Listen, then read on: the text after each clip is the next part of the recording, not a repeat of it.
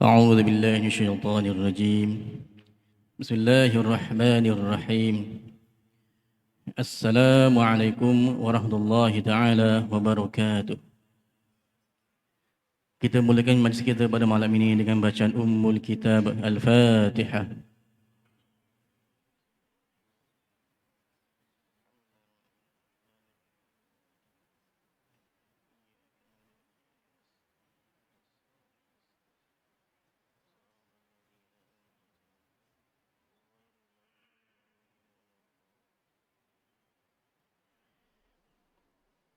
Bismillahirrahmanirrahim. Alhamdulillahi Rabbil Alamin. Wassalatu wassalamu ala ashrafil anbiya wal mursalin Sayyidina Muhammad wa ala alihi wa sahbihi ajma'in. Asyhadu an la ilaha illallah wa asyhadu anna Muhammadan abduhu wa rasuluh. Subhanaka la ilma lana illa ma 'allamtana innaka antal alimul hakim. ولا حول ولا قوة إلا بالله العلي العظيم. اللهم نور قلوبنا بنور هدايتك كما نورت الأرض بنور شمسك أبدا أبدا برحمتك يا أرحم الراحمين. قال الله تعالى فاسألوا أهل الذكر إن كنتم لا تعلمون. صدق الله العظيم. Yang dimuliakan Sahibus Samahah Datuk Seri Utama Diraja Mufti Selangor Datuk Dr. Haji Anhar bin Haji Ober. Yang dimuliakan Tuan Pengurusi Surau Encik Masri bin Kasan. Yang bahagia Datuk Haji Hassan bin Haji Ismail, Nazir Masjid Nurul Jannah, Al-Fadhil Ustaz Hairuzaman bin Ishad, Setiausaha Masjid Nurul Jannah. Yang bahagia Datuk Haji Rosli bin Haji Saleh, Penasihat Undang-Undang dan Protokol Suruh Haji Maksum. Pada semua para imam-imam, bilal-bilal, siap-siap, tuan-tuan, sedang hadirin hadirat, muslimin muslimat yang rahmati Allah Subhanahu wa taala. Pertama-tama kita panjatkan kesyukuran kepada Allah Subhanahu wa taala kerana di atas limpah kurnianya, inayahnya dan hidayahnya, alhamdulillah bertemu kita pada malam ini dalam satu pertemuan yang sangat-sangat dinantikan, di mana kita bersama dengan Al-Fadhil Datuk Mufti Islam kita ya, dalam satu program ceramah dan soal jawab ya. Mudah-mudahan pada malam ini tuan-tuan mendapat informasi yang bermakna yang kita akan amalkan dalam kehidupan kita seharian insya-Allah. Tuan-tuan sedang hadirin hadirat muslimin muslimat. Pada awal permukaan tadi saya ada baca satu ayat, yang ayat lengkapnya saya ambil pada surah Al-Anbiya ayat yang ke-7. A'udzubillahi minasyaitonirrajim. Wa ma arsalna qablaka illa rijalan nuhi ilaihim. Dan kami tidak mengutus rasul-rasul sebelummu wahai Muhammad melainkan orang-orang lelaki yang kami wahyukan kepada mereka. Fas'alu ahla dzikr, maka bertanyalah kamu kepada ahli zikr, orang yang berilmu. In kuntum la ta'lamun, jika kamu tidak mengetahui ya. Jika kereta BMW yang rosak, kita akan jumpa ulama kereta BMW. Kalau motor Y suku rosak, kita jumpa ulama motor Y suku. Kalau kita sakit jantung, kita tidak akan jumpa ulama accountant. Tapi kalau kita ada masalah agama, muskilan agama, sudah pasti mereka yang selayaknya, yang mahir dalam agama akan menjawab. Dan alhamdulillah pada malam ini kita bersama dengan Datuk Mufti, insya-Allah akan menjawab segala persoalan yang mungkin tuan-tuan akan utarakan. Dan insya-Allah pada malam ini ada beberapa segmen. Yang pertama mungkin ada ceramah umum. Kemudian yang kedua akan menjawab soalan-soalan yang sebenarnya kami ada menghantar beberapa persoalan. Ya. Dan yang ketiga, kalau ada masa, kita akan bertanya secara langsung pada audien kalau ada masa. Ya. Tapi sebenarnya sudah ada soalan-soalan sudah dihantar daripada jemaah beberapa orang, kita ambil dan kita hantar. Jadi tidak mau masa, jadi majlis segala hormatnya menjemput Al-Fadhil Datuk Mufti untuk menyampaikan tazkirah dan juga soal jawab pada malam ini. Dipersilakan.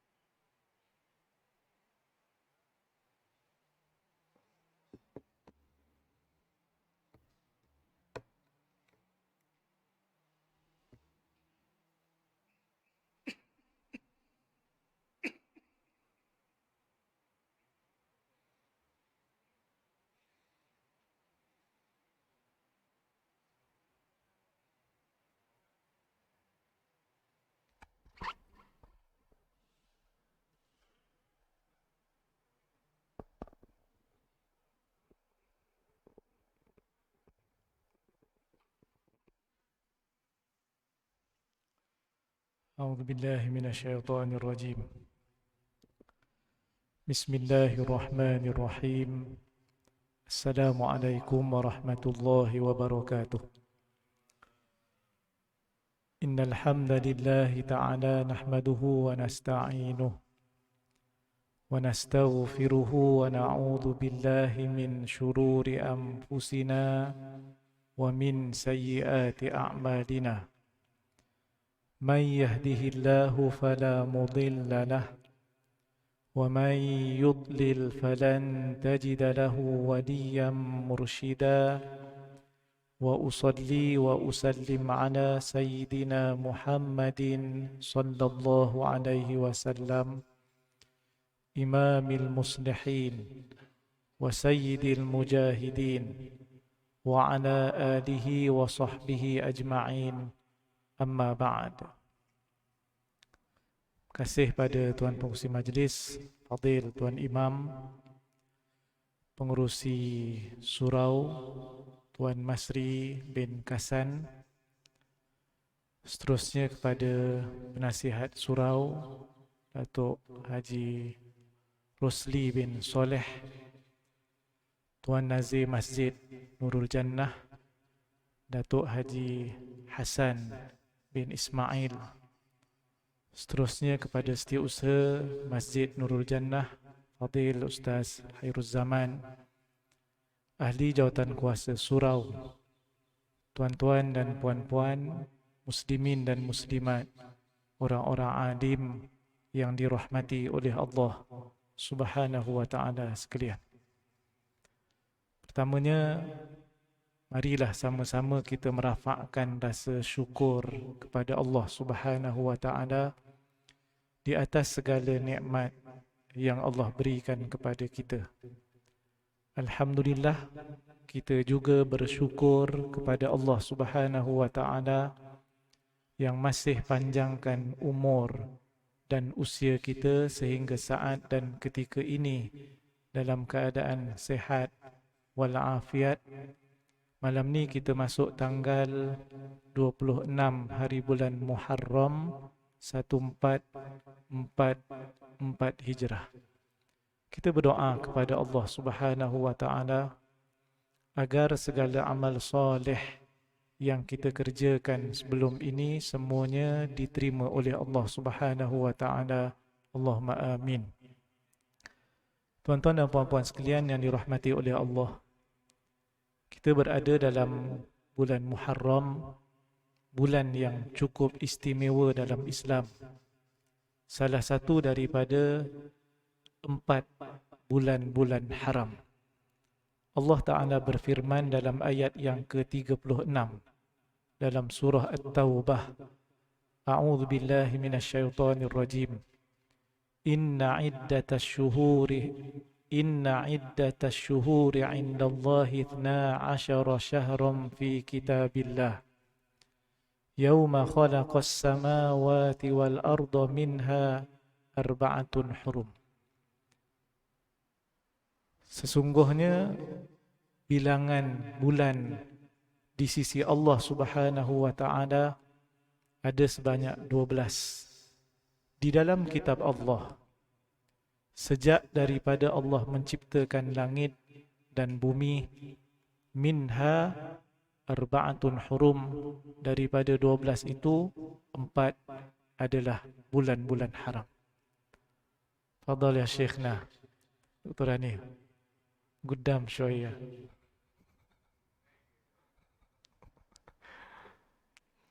Mas,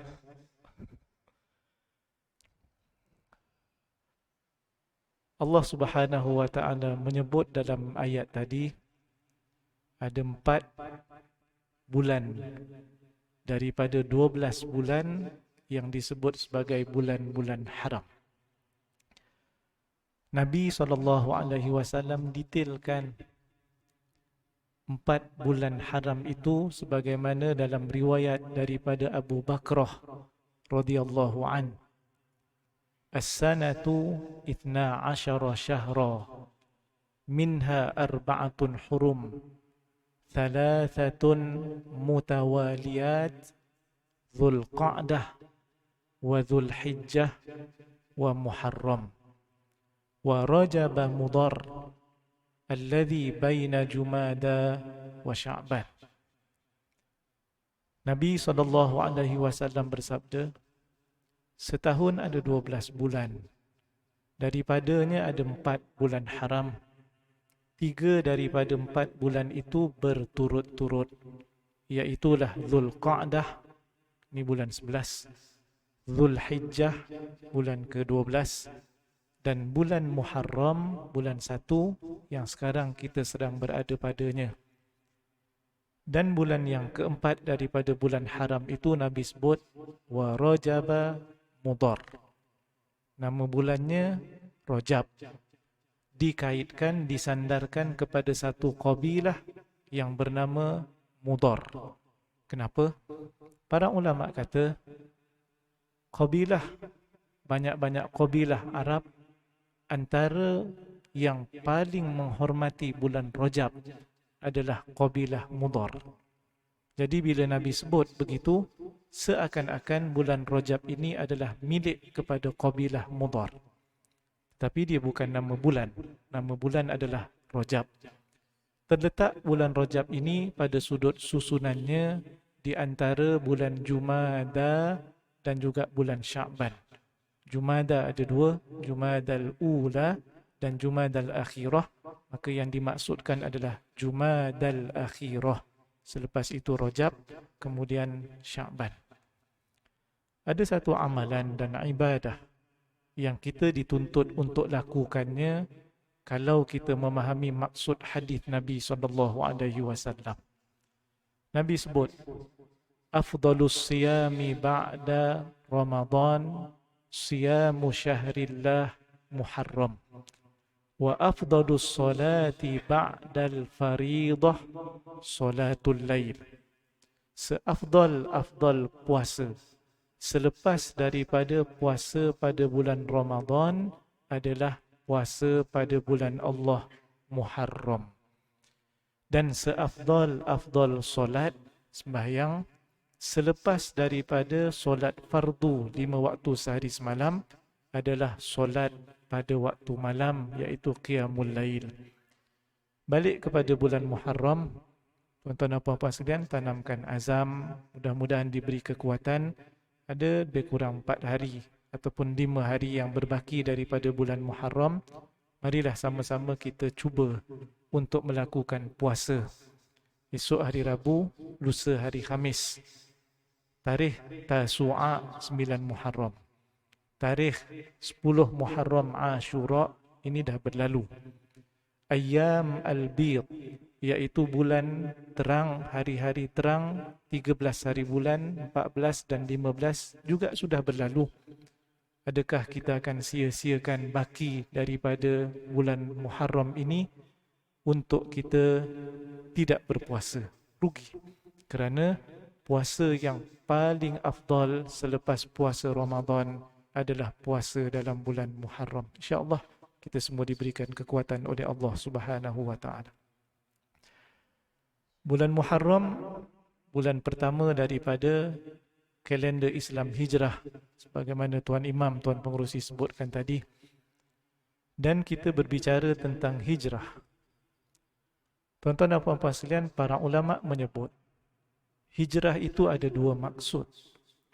Maksud yang pertama adalah hijrah secara hissi, iaitu secara fizikal, dan yang kedua adalah hijrah secara maknawi, iaitu bukan fizikal tetapi tinggalkan maksiat dan juga dosa. Adapun hijrah dengan maksud yang pertama, itulah yang berlaku kepada para sahabat dua kali, hijrah ke Habasyah dan hijrah ke Madinah Yathrib, dan berlaku kepada Nabi SAW sekali, iaitu hijrah ke Yathrib, ke Madinah. Tuan-tuan dan puan-puan sekalian, kita dengar cerita Ummu Salamah yang berhijrah bersama dengan suaminya Abu Salamah, juga dibawa bersamanya anak lelakinya iaitu Salamah. Salamah nama orang lelaki, tapi kalau Ummu Salamah itu perempuan, mak kepada Salamah. Sama dengan Kalthum, ini adalah nama orang lelaki pada zaman Nabi SAW. Tetapi kalau Ummi Kalthum itu perempuan lah, mak kepada Kalthum. Berhijrah tetapi ditahan di tengah jalan oleh orang-orang musyrik. Akhirnya yang berhijrah adalah Abu Salamah. Bila Ummu Salamah berhijrah dan Salamah anak lelakinya setahun selepas itu. Suhaib ibn Sinan Ar-Rumi berhijrah, ditahan oleh orang musyrik, akhirnya ditinggalkan hartanya, baru dilepaskan, sehinggalah Nabi menyebut Rabiha Suhaib, Rabiha Suhaib, untung Suhaib. Begitu juga dengan Umar ibn Al-Khattab radhiyallahu an, yang berhijrah berbeza dengan para sahabat yang lain. Dr. Said Ramadan Al-Buti dalam kitabnya Fiqhus Sirah An-Nabawiyah menyebut majoriti para sahabat berhijrah dalam keadaan mustakhifin wa mutasallilin, dalam keadaan takut dan juga menyusup-nyusup supaya tidak ditahan oleh orang musyrik. Tapi Sayyidina Umar pergi ke tengah-tengah kota Mekah, singgah di Kaabah, tawaf 7 pusingan, selepas tawaf solat 2 rakaat sunat, selepas solat bangun dan berucap di khalayak ramai, syahatil wujuh man arada ay yuthkila ummah aw yutima waladah aw yurmila zawjatah falyulqini wara'a hadzal wadi. Semoga tidak ada mata yang melihat. Semua orang tengah tengok.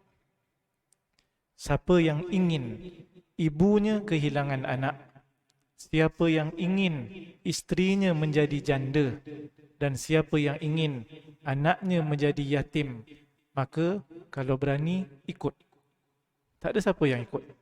Sebab dah kena warning dengan Sayyidina Umar, kalau dia seorang lelaki, anak kepada si fulanah, maknya akan kehilangan anaknya. Kalau dia adalah suami kepada isteri seorang perempuan, maka matilah dia, isterinya akan jadi janda. Kalau dia adalah seorang ayah kepada anak-anak, mati, anak-anak akan jadi yatim. Itu maksud kata-kata Umar. Dan tak ada seorang pun yang ikut Sayyidina Umar, menghalang Sayyidina Umar. Tetapi Nabi SAW bila dapat izin untuk berhijrah, tuan-tuan sekalian? Dalam Tabaqat Ibn Sa'ad, apabila Sayyidina Abu Bakar As-Siddiq radhiyallahu an ingin minta izin kepada Rasulullah SAW untuk berhijrah, Rasulullah sebut kepada Sayyidina Abu Bakar, inni la arju ayyu'dhana li. Sebenarnya aku cukup berharap untuk diberi izin. Maknanya Allah belum izinkan. Maka Sayyidina Abu Bakar faham dan ditanya, as-suhbah, adakah perlu teman? Rasulullah pun angguk. Maka Sayyidina Abu Bakar pun tidak berhijrah melainkan bersama dengan Rasulullah sallallahu alaihi wasallam. Ini suasana dan gambaran para sahabat bersama dengan Rasulullah sallallahu alaihi wasallam yang berhijrah daripada kota Mekah ke Madinah, dan Allah Taala dedahkan apa yang dirancang oleh orang-orang musyrik, iaitulah yang pertama, sama ada mereka nak bunuh Nabi ataupun nak tangkap Nabi ataupun nak usir Nabi sallallahu alaihi wasallam. Allah sebut dalam Al-Quran, wa idh yamkuru bikal ladzina kafaru liyuthbituk aw yaqtuluk aw yukhrijuk wa yamkuruna wa yamkurullah wallahu khairul makirin. Ketika mereka merancang buat tipu daya, sama ada untuk keluarkan kamu wahai Muhammad sallallahu alaihi wasallam ataupun bunuh, liyuthbituk, tangkap. Yang kedua, ataupun bunuh. Dan yang ketiga, au yukhrijuk, ataupun usir kamu. Sebab itu dalam surah At-Taubah ayat yang ke-40, Allah Subhanahu wa taala berfirman, cerita dan dedahkan kepada kita pertolongan Allah Subhanahu wa taala dalam peristiwa hijrah. Illa tansuruh faqad nasarahu Allah idh akhrajahu alladhina kafaru thaniya ithnaini idh huma fil ghar idh yaqulu li sahibihi la tahzan innallaha ma'ana. Sekiranya kamu wahai orang-orang Islam tidak menolong Nabi SAW, faqad nasarahullah, sesungguhnya Allah telah menolongnya. Di mana tempat pertolongan Allah ketika peristiwa hijrah? Ayat selepasnya, ayat yang sama, iaitu perkataan selepasnya, Allah Ta'ala sebut perkataan idh berulang kali, iaitulah idh akhrajahu alladhina kafaru thaniya ithnain. Kedua, idh huma fil ghar. Yang ketiga, idh yaqulu li sahibihi la tahzan innallaha ma'ana. Para ulama tafsir, antaranya Ibn Kathir rahimahullah, dalam tafsirnya tafsir Al-Quran Al-Azim, meninggal pada tahun 774 Hijrah, menyebut sekurang-kurangnya pada 3 tempat pertolongan Allah Subhanahu wa taala ketika nak keluar daripada rumah. Yang kedua, ketika berada di gua di Jabal Sur. Dan yang ketiga, ketika dikejar oleh Suraqah ibn Malik ibn Ja'sham, yang Allah Subhanahu wa taala selamatkan Nabi sallallahu alaihi wasallam. Yang penting, ini hijrah secara fizikal. Dan orang-orang Islam yang diperintahkan oleh Nabi untuk berhijrah daripada kota Mekah, tetapi tidak berhijrah sehinggalah meninggal dunia, Allah Subhanahu wa taala sebut itu adalah golongan dan orang-orang yang menzalimi diri mereka sendiri. Dalam surah An-Nisa ayat yang ke-97, Allah Subhanahu wa taala berfirman, innal ladzina tawaffahumul malaikatu zalimi anfusihim qalu fima kuntum qalu kunna mustad'afina fil ard qalu alam takun ardullahi wasi'atan fatuhajiru fiha. Dan orang-orang yang dimatikan oleh para malaikat yang ditugaskan mencabut nyawa, malaikat Israel. Nama malaikat ini disebut di dalam hadis Nabi SAW. Begitu juga dengan ada malaikat yang disebut dalam Al-Quran, contohnya malaikat Jibril dan juga Mikail. Begitu juga malaikat Malik, ini disebut dalam Al-Quran. Begitu juga disebut, iaitulah Raqib dan juga Atid. Wa ma yalfidhu min qawlin illa ladaihi raqibun atid. Jadi ini semua antara malaikat yang wajib diketahui, sama ada disebut dalam Quran ataupun hadis Nabi SAW. Tuan-tuan dan puan-puan sekalian, orang-orang yang dimatikan oleh para malaikat, mereka ini Allah Ta'ala sebut zalimi anfusihim. Mereka menzalimi diri mereka sendiri. Para malaikat bertanya kepada mereka, qalu fima kuntum, kalian bagaimana? Mereka jawab, qalu kunna mustad'afina fil ard, sesungguhnya kami adalah orang-orang yang lemah di atas muka bumi. Itu alasan. Dijawab balik oleh para malaikat sebagaimana ayat ini, qalu alam takun ardullahi wasi'atan fatuhajiru fiha. Bukankah bumi Allah Ta'ala itu luas yang kamu boleh berhijrah ke mana saja yang kamu kehendaki? Jadi alasan lemah tidak diterima. Sebagaimana ayat ini, itu adalah yang Allah sebut kepada orang-orang Islam yang tidak berhijrah, sedangkan mereka sebenarnya boleh berhijrah. Kenapa sampai begitu, tuan-tuan sekalian? Apabila Nabi berhijrah, para sahabat berhijrah, maka orang-orang Islam sangat minoriti, syiar agama tidak boleh dilakukan. Solat Jumaat tidak ada, solat berjamaah juga tidak ada. Mereka akan mungkin diseksa oleh orang-orang musyrik.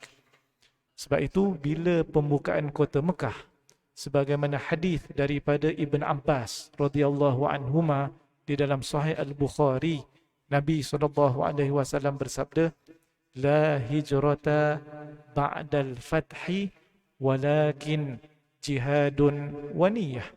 Tiada lagi hijrah selepas pembukaan kota Mekah. Kenapa?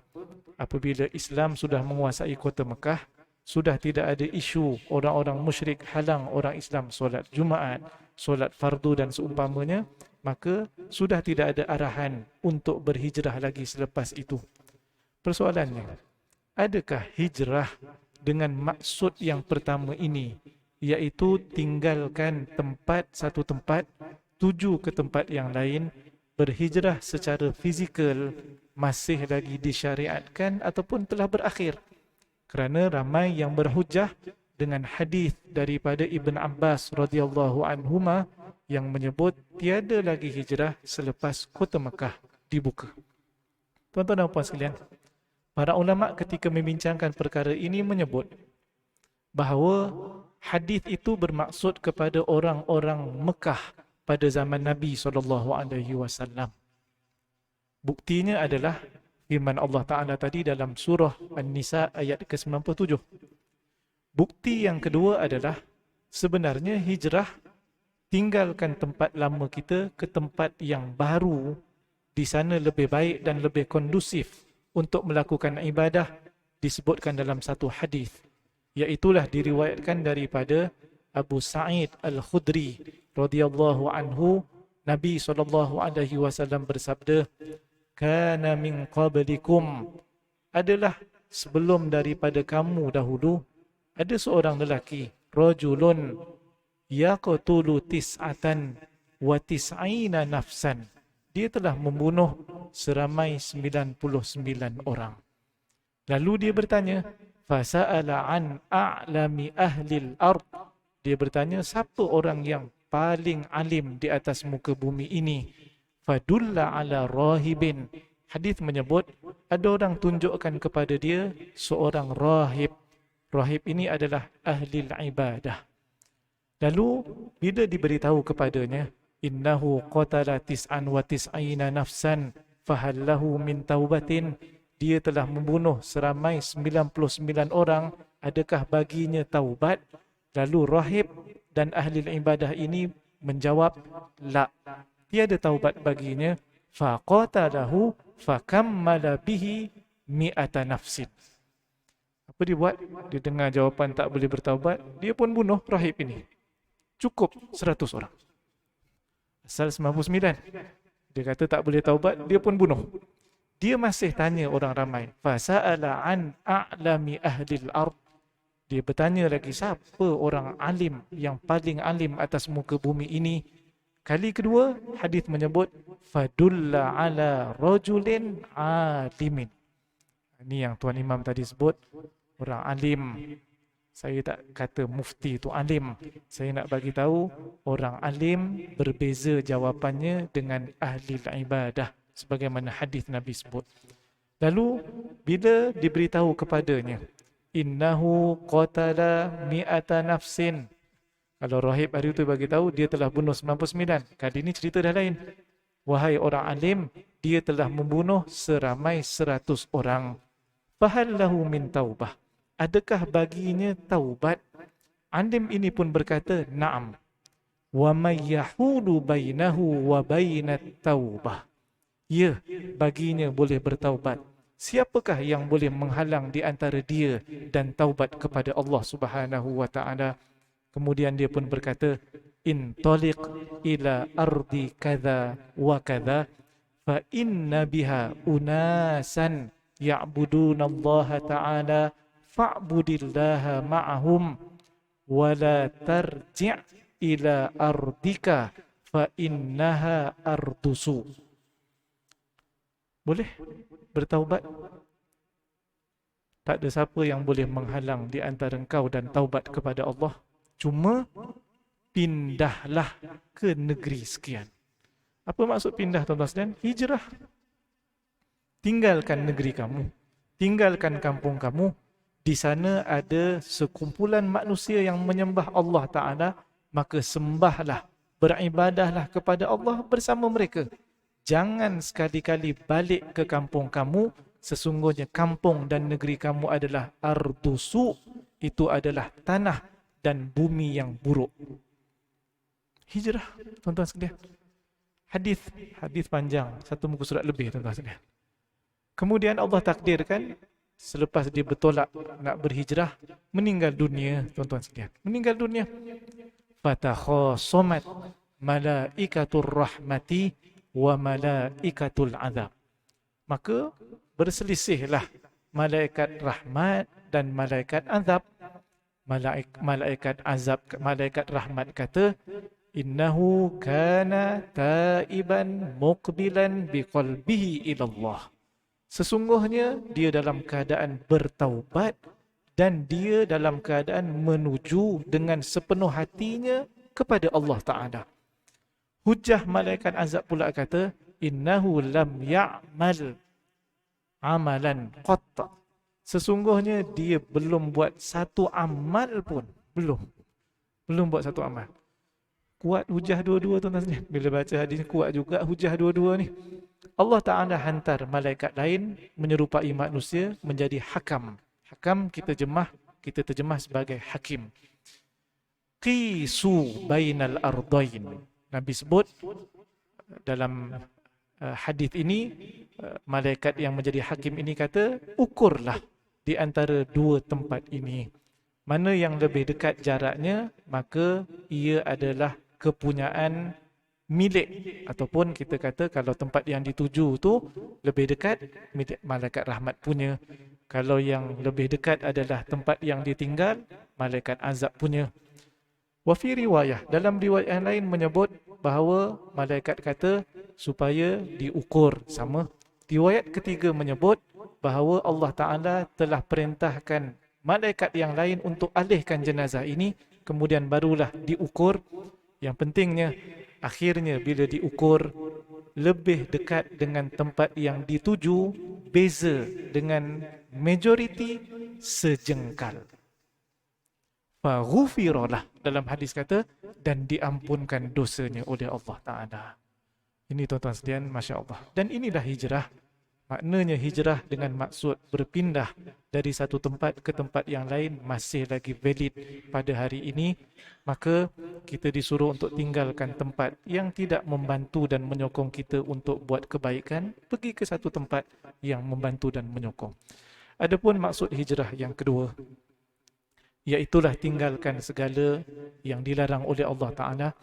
Ini berdasarkan hadis yang diriwayatkan daripada Abdullah ibn Amru al-As. Abdullah bin Amru al-As, iaitu Ibn Amru al-As radhiyallahu anhuma, bahawa Nabi SAW bersabda, al-muslimu man salima al-muslimuna min lisanih wa yadih, wal muhajiru man hajara ma nahallahu an.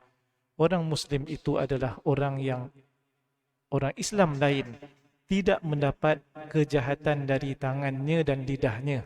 Maknanya orang Muslim yang sebenar, dia tak akan sakiti orang lain, sama ada dengan tangannya atau lidahnya. Dan orang yang berhijrah adalah orang yang meninggalkan apa yang dilarang oleh Allah Subhanahu wa Ta'ala. Jadi tuan-tuan dan puan sekalian, hijrah dengan dua-dua maksud ini masih lagi berterusan sehingga sekarang. Mudah-mudahan kita sentiasa berhijrah menjadi yang lebih baik daripada sebelumnya. Jadilah pembuka kepada kebaikan dan penutup kepada kejahatan. Anas ibn Malik radhiyallahu an meriwayatkan hadis daripada Nabi SAW dalam Sunan Ibn Majah.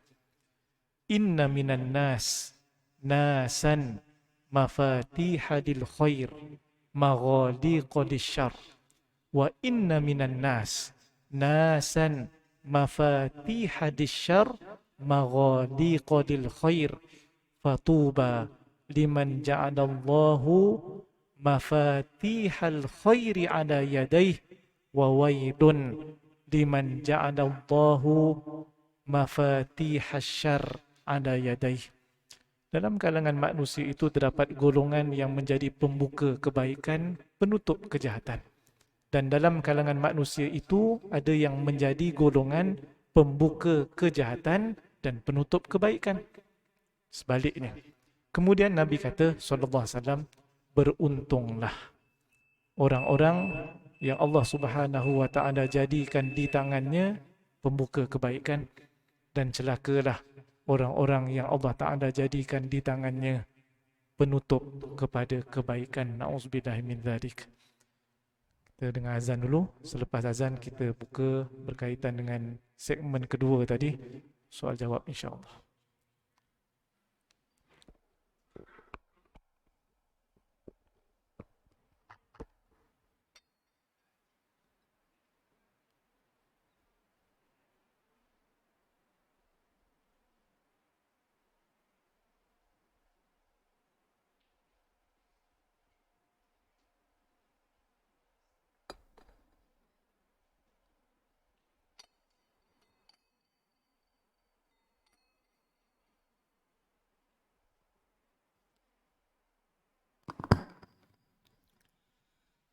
أعوذ بالله من الشيطان الرجيم بسم الله الرحمن الرحيم سبحان الله والحمد لله والله أكبر ولا حول ولا قوة إلا بالله العلي العظيم اللهم صل على سيدنا محمد وعلى آل سيدنا الله يا كريم بسم الله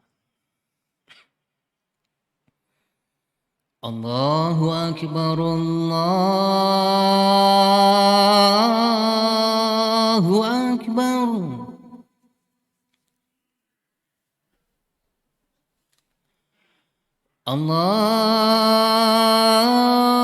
الله أكبر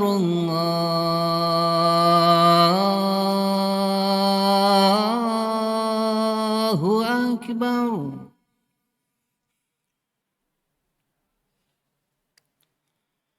أشهد أن لا إله إلا الله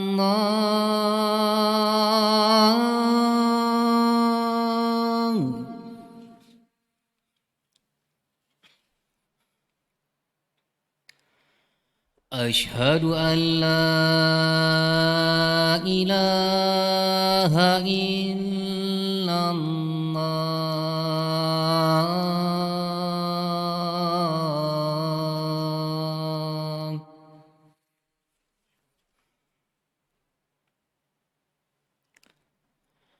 أشهد أن محمدًا رسول الله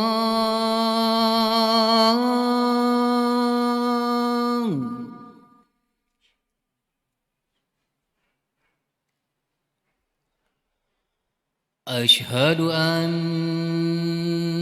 محمدًا رسول الله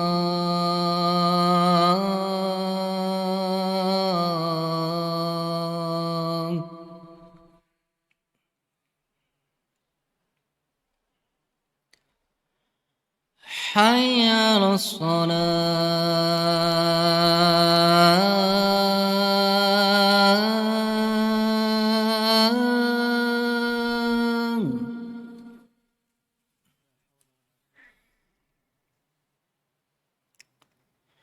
حي على الصلاة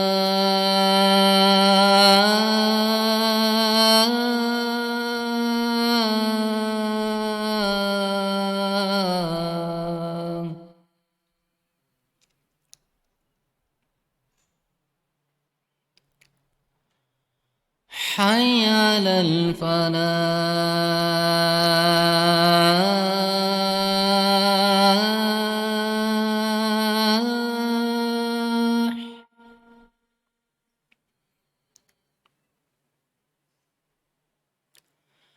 حي على الفلاح.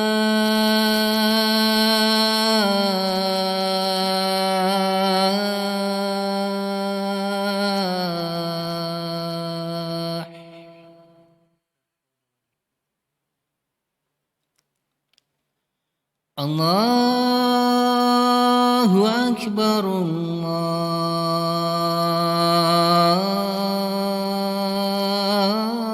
الله أكبر.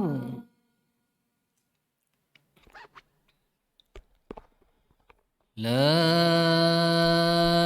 إله إلا الله.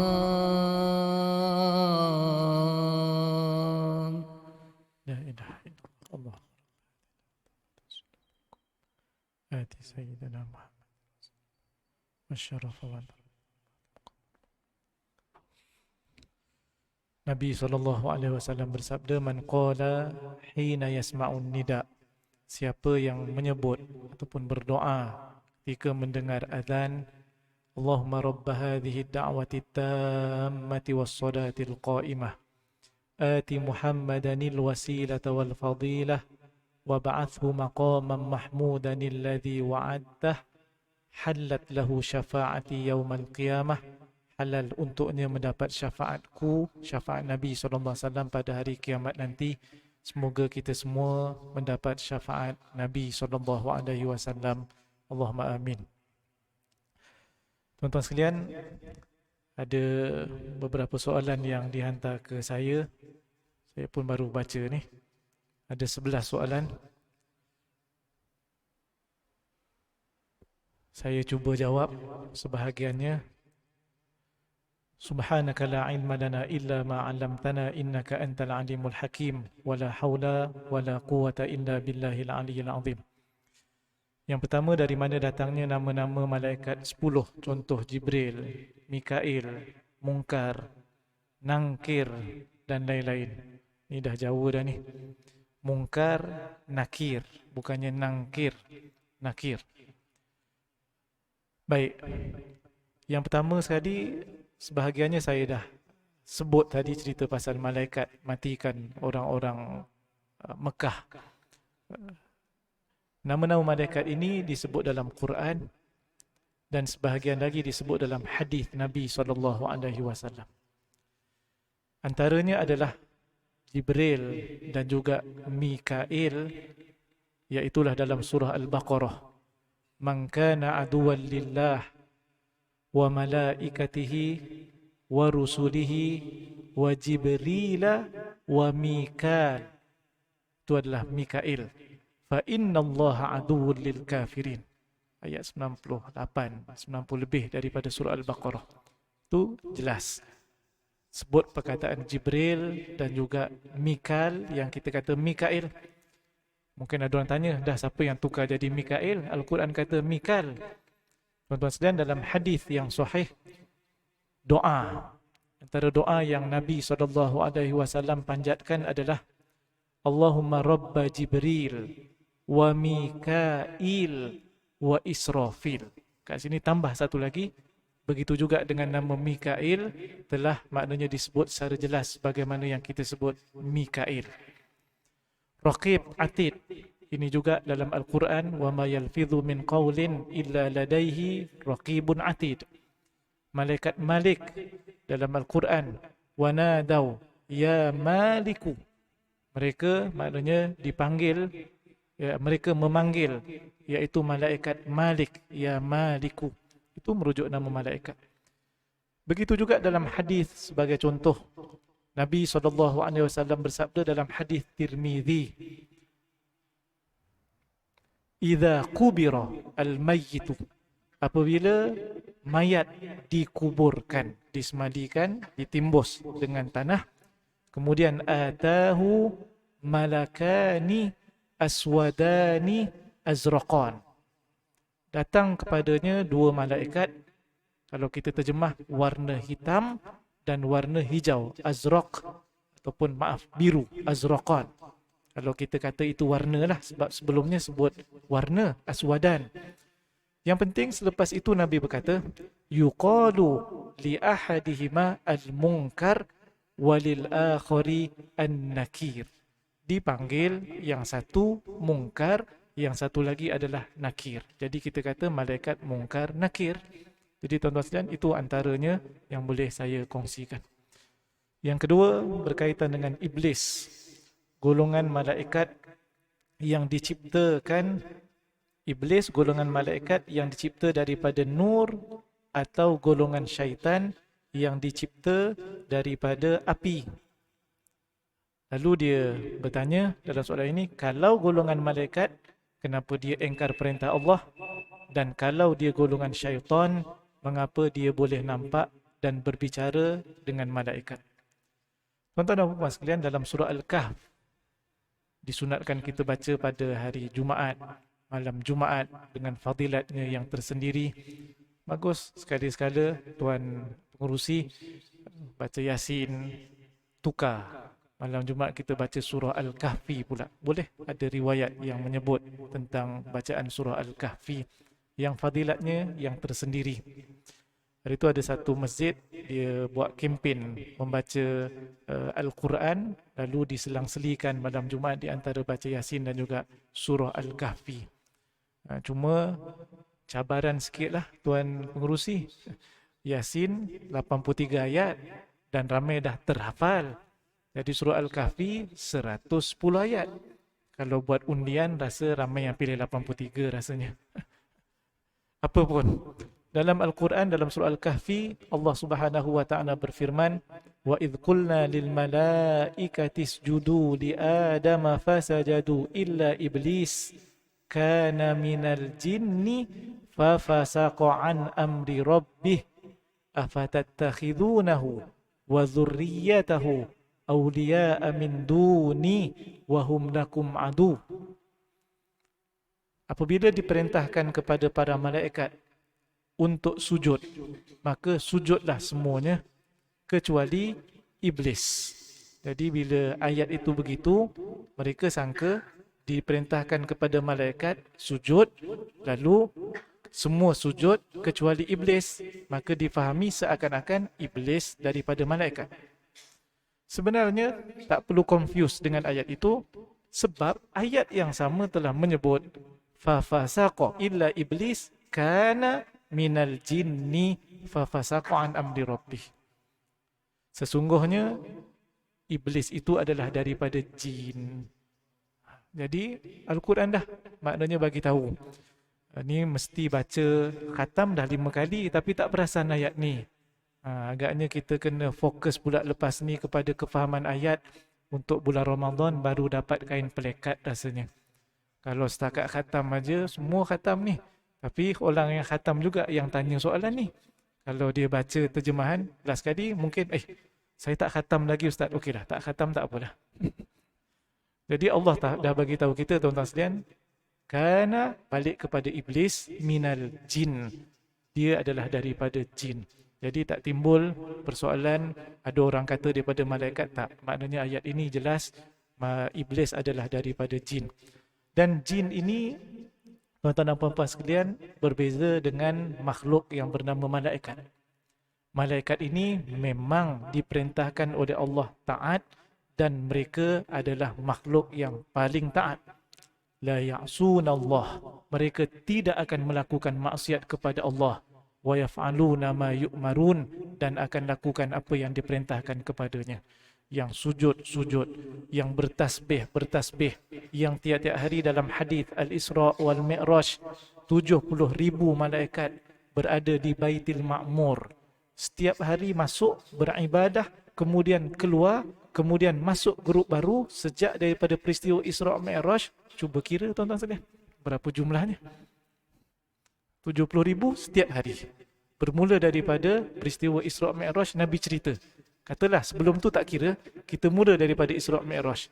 Hijrah Nabi sudah 1444 Hijrah pada tahun ini. Al-Isra' wal Mi'raj itu sebelum daripada peristiwa hijrah Nabi SAW. Dalam riwayat menyebut bahawa ia berlaku pada tahun duka cita, tahun ke-10. 10 kenabian, 11 kenabian, 12 kenabian, 13 kenabian adalah hijrah Nabi SAW. Tambah lagi 3 tahun, 1444, tambah lagi 3 tahun, 1447, darab dengan 360 hari, 365 hari, darab dengan 70,000 setiap hari. Kalkulator kita tak muat rasanya. Tapi yang pentingnya, tuan-tuan dan puan sekalian, malaikat itu lain. Adapun jin sama macam manusia, ada yang beriman dan ada yang tidak beriman. Jadi yang ni lebih detail mungkin dalam kuliah bulanan asatizah yang dijemput insya-Allah. Yang ketiga, semasa imam i'tidal, sami'allahu liman hamidah, maka makmum sebut perkataan yang sama ataupun rabbana walakal hamd. Tuan-tuan dan puan sekalian, para ulama dalam bicarakan perkara ini ada 3 situasi. Yang pertama berkaitan dengan imam. Yang kedua berkaitan dengan iaitulah makmum, 2 situasi berkaitan dengan makmum. Majoriti para ulama mengatakan sunat untuk menyebut sami'allahu liman hamidah bagi imam, begitu juga disusuli dengan rabbana walakal hamd. Melainkan mazhab Hambali menyebut bahawa hukumnya imam, maknanya kalau sembahyang sendiri sama macam imam tadi, iaitulah dia wajib menyebut sami'allahu liman hamidah dan juga rabbana walakal hamd. Majoriti para ulama jumhur, maknanya selain daripada Al-Hanabilah, merujuk kepada siapa? Al-Hanafiyah, mazhab Hanafi yang dipelopori oleh Imam Abu Hanifah yang meninggal pada tahun 150 Hijrah. Kemudian Al-Malikiyah merujuk kepada mazhab Maliki yang dipelopori oleh Imam Malik Ibn Anas yang meninggal pada tahun 179 Hijrah, dan mazhab kita mazhab Asy-Syafi'i yang dipelopori oleh Al-Imam Asy-Syafi'i yang meninggal pada tahun 204 Hijrah. Ini dari sudut kalau sembahyang sendirian dan juga seorang imam. Adapun kalau sekiranya dia sebagai seorang makmum, yang tadi itu sunat ya, jumhur kata sunat. Kalau tak baca pun tak apa. Maknanya berdiri, angkat tangan tu pun sunat. Berdiri i'tidal, tak baca pun tak apa. Melainkan mazhab Hambali kata wajib. Adapun seorang makmum, mazhab Asy-Syafi'i bersama dengan mazhab Hambali menyebut bahawa sunat makmum untuk menyebut sami'allahu liman hamidah, kemudian menyebut rabbana walakal hamd. Mazhab lain mengatakan memadai dengan tahmid, iaitu rabbana walakal hamd. Adapun tasmi' iaitu sami'allahu liman hamidah tidak disunat, tidak disuruh untuk kita lakukan. Jadi mazhab Asy-Syafi'i ini sebagaimana yang disebut oleh Imam Ibn Hajar Al-Asqalani, kerana diambil daripada hadis Nabi SAW bahawa para sahabat mendengar adalah Nabi SAW apabila dia i'tidal, Nabi menyebut qala sami'allahu liman hamidah wa qala rabbana walakal hamd. Jadi ini cerita mazhab. Jadi tuan-tuan dan puan sekalian, perkara sunat jangan bergaduh, tetapi jangan perkecilkan perkara sunat yang telah disebut oleh para ulama. Seterusnya, keempat, boleh jelaskan bagaimana munculnya tahun hijrah sedangkan hijrah Mekah ke Madinah tidak berlaku pada 1 Muharram. Pengarang kitab Ar-Rahiq Al-Maktum, Syekh Safiyur Rahman Al-Mubarakfuri, begitu juga dengan pengarang kitab Fiqhus Sirah An-Nabawiyah Dr. Said Ramadan Al-Buti, menyebut tibanya Nabi SAW di Madinah, di Yathrib adalah pada bulan Rabiul Awal. Sedikit daripada catatan pula menyebut Nabi SAW keluar daripada kota Mekah itu, daripada rumahnya adalah pada akhir bulan Safar. Kerana perjalanan daripada kota Mekah ke Madinah yang jaraknya lebih kurang 400 hingga 450 km, itu biasanya dengan perjalanan menaiki tunggangan unta lebih kurang 10 hari. Tapi oleh kerana Nabi SAW berada di Jabal Thur, di gua 3 hari, maka tambah lagi 3 hari, lebih kurang 13 ataupun 14 hari, tuan-tuan dan puan-puan sekalian. Memang tak ada siapa pun yang kata ia berlaku pada 1 Muharram. Ustaz, tu lagu 1 Muharram detik permulaan perkiraan tahun Islam Hijrah. Dia tak kata hijrah, dia kata permulaan perkiraan tahun Islam Hijrah. Takut kita salah dengar. Sebenarnya tak ada siapa yang sebut. Okey, dia tanya lagi, kenapa kita sambut Ma'al Hijrah pada bulan Muharram? Tuan-tuan dan puan sekalian, yang mencadangkan adalah Sayyidina Umar selepas bersetuju bersama dengan para sahabat yang lain. Sayyidina Umar ketika menjadi khalifah Islam yang kedua.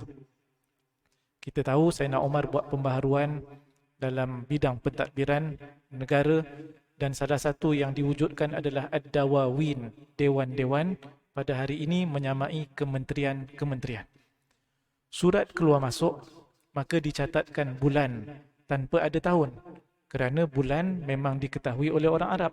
Ada bulan Muharram, ada bulan Rajab, ada bulan Zulqa'dah, dan tadi dalam Quran pun memang Allah Ta'ala sebut. Surah At-Taubah ayat yang ke-36, maka ditulis nama bulan Ramadan. Tetapi bila Umar tanya, ini Ramadan bila? Mereka pun tak dapat jawab kerana tak dicatat.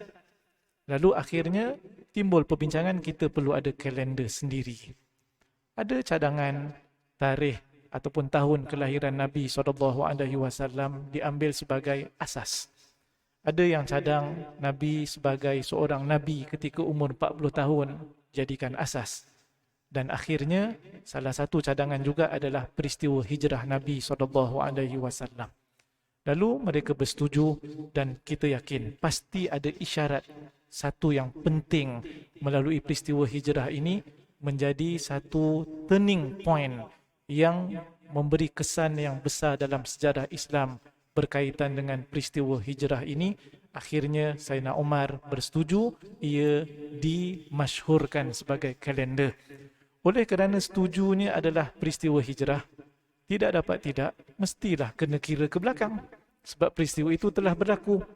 Rupa-rupanya, bila dikira ke belakang, tahun persetujuan Sayyidina Umar dan para sahabat menjadikan hijrah sebagai kalender, itu berlaku pada tahun ke-16 hijrah.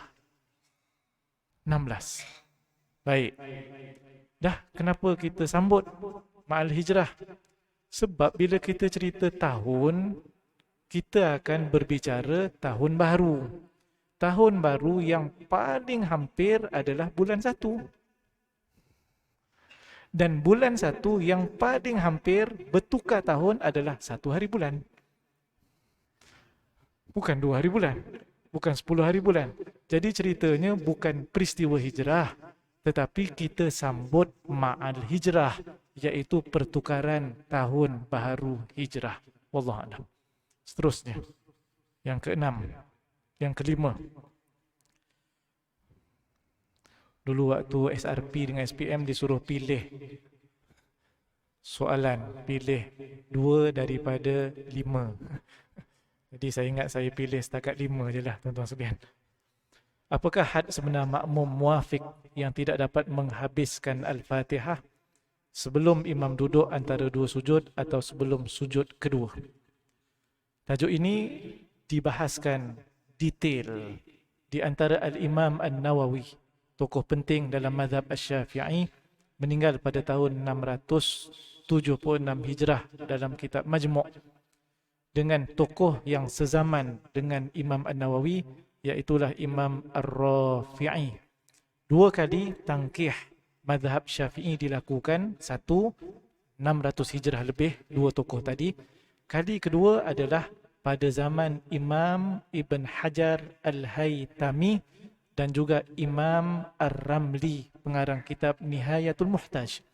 Baik, di antara Imam An-Nawawi dan juga Imam Ar-Ramli ada sedikit perbezaan pandangan pada menentukan kriteria muafiq dan juga masbuk.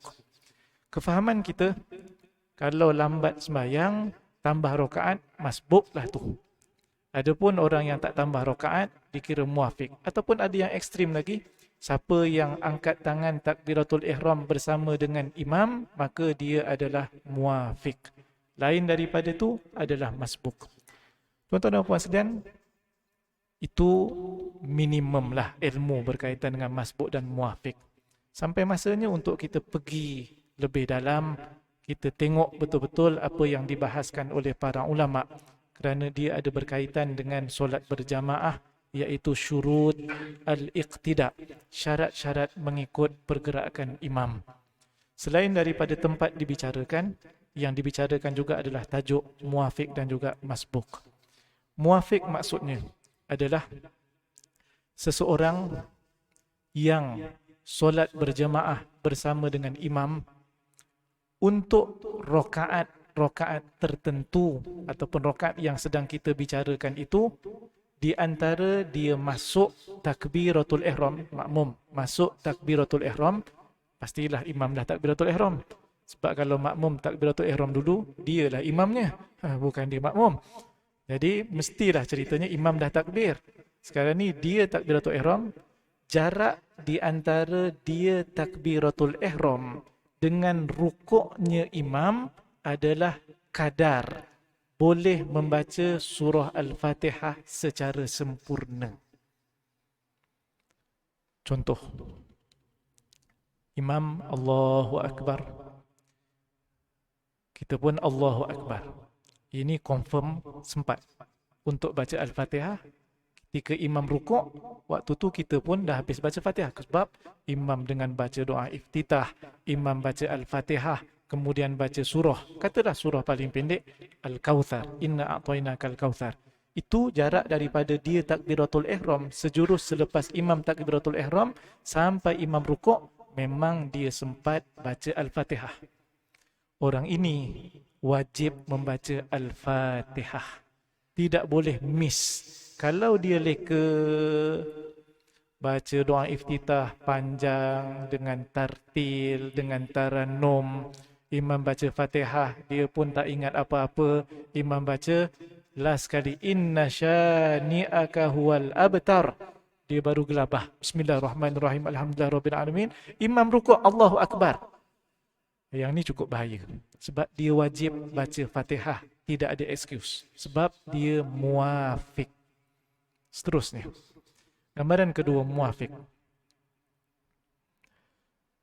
Imam sudah berjemaah bersama dengan imam, dah masuk solat takbiratul ihram, ada jemaah yang sudah menjadi makmum saf yang pertama, kita lambat sikit wuduk sebagai contoh. Imam dah waladhdallin amin, contoh, barulah kita berjaya masuk Allahu Akbar. Sekali imam baca surah panjang. Imam baca surah panjang, contoh panjang macam mana? Contohnya adalah Sabbihisma rabbikal a'la. Itu banyak ayat kan? Sampai imam habis, barulah dia rukuk. Nak dibayangkan lama masa baca Sabbihisma rabbikal a'la sehingga ayat terakhir dan rukuk, sempat tak baca Fatihah? Makmum yang baru masuk tadi sempat. Ini juga dipanggil muafiq, wajib habiskan bacaan Al-Fatihah. Nabi kata dalam hadis, man lam yaqra' bi fatihatil kitab fala salatalah. Siapa yang tidak membaca surah Al-Fatihah, maka tidak sah solatnya.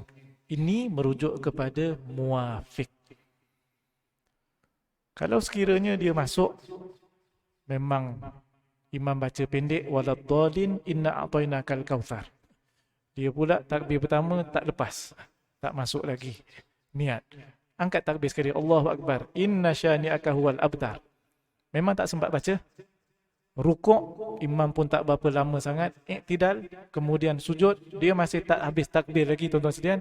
Ini dipanggil masbuk, kerana di antara dia masuk solat berjemaah, takbiratul ihram dan rukuk, tidak mungkin dia habis baca Al-Fatihah. Orang yang masbuk tidak wajib selesaikan bacaan Al-Fatihah. Diangkat. Maknanya tak apa, sah rakaat itu. Bahkan kalau dia rukuk bersama dengan imam, sebelum imam iktidal, maka dikira dapat rakaat itu. Man adraka ruku' adraka rakaah. Siapa yang sempat rukuk dengan imam, maka dapatlah rakaat itu. Cuma dia kena bezakan di antara takbiratul ihram dengan takbir intiqal rukuk. 2 kali takbir.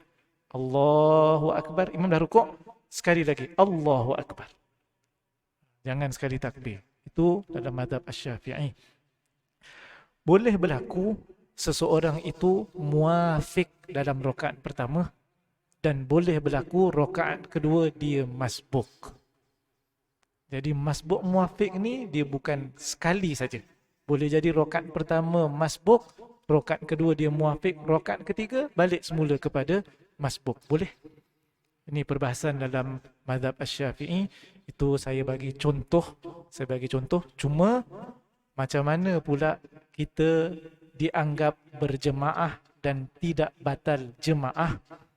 Ini bukan cerita masbuk muafiq, ini syarat iqtida, iaitu kalau sekiranya kita gagal melakukan perkara ini, maka batallah jemaahnya.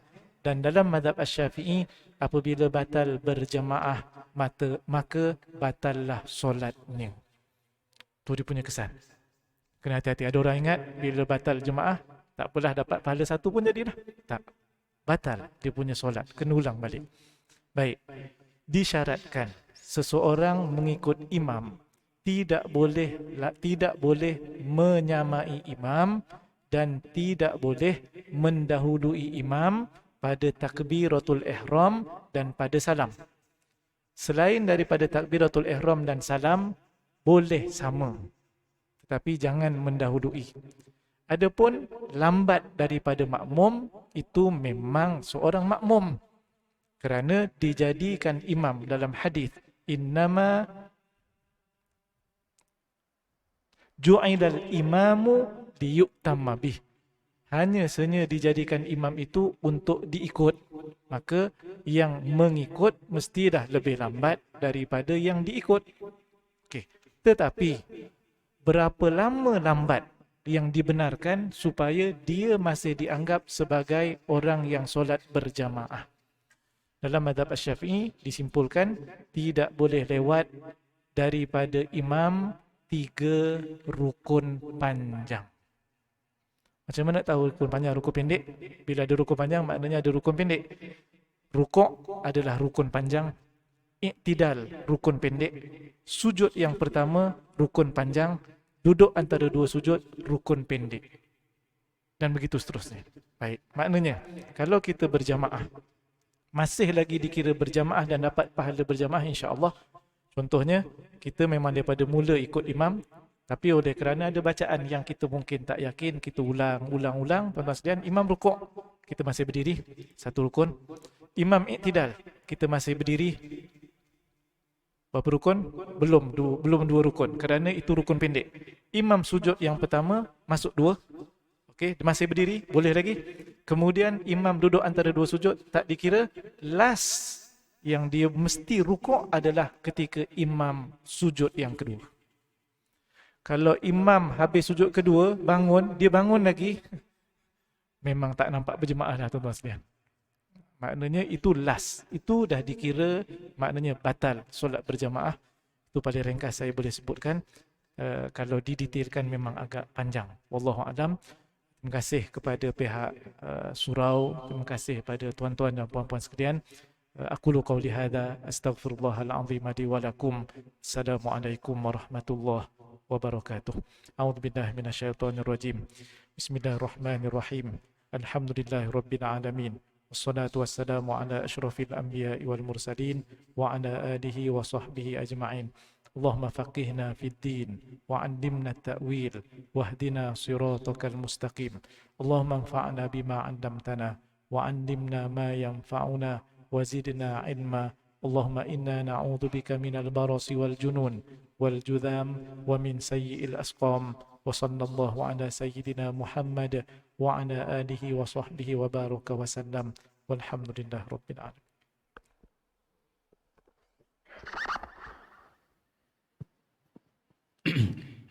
Baik, demikianlah ceramah dan juga sesi soal jawab yang dapat dijawab oleh Al-Fadhil Datuk Mufti. Walaupun tak dapat jawab semua, tapi sekurang-kurangnya sebahagian sudah pun dijawab. Alhamdulillah. Jadi yang tak dapat dijawab tu mungkin kita akan panggil lain kali untuk menjawab lagi yang seterusnya. Mudah-mudahan insya-Allah kita jemput lagi kalau ada masa. Jadi sekali lagi maju ucapkan terima kasih kepada Al-Fadhil Datuk Mufti atas kesudiannya hadir ke surau kita pada malam ini, memberi kita informasi, maklumat, ilmu. Mudah-mudahan kita terus beramal dengan ilmu yang ada dan kita memperbaiki diri kita dari semasa ke semasa insya-Allah. Jadi itu akhirnya kita tangguh mari kita dengan bacaan tasbih kafaran surah Al-Asr. Subhanakallahumma wa bihamdika. Bismillahirrahmanirrahim. Wal 'asr innal insana lafi khusr illa alladhina amanu wa salihati wa tawassaw bil haqq wa tawassaw bis sabr. Shadaqallahul azim. Wassalamualaikum warahmatullahi taala wabarakatuh.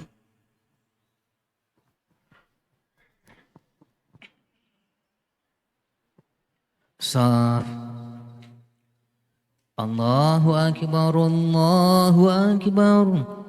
Asyhadu an la ilaha illallah